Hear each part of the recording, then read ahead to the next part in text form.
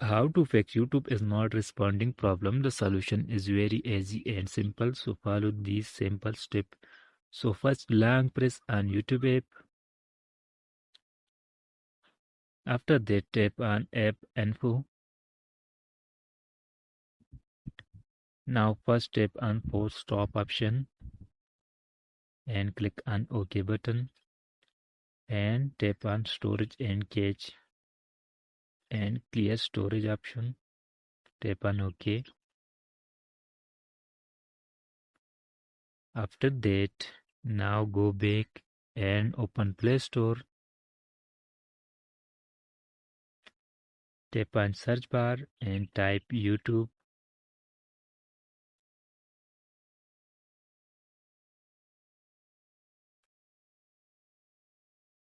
After that, first update your YouTube if update option available.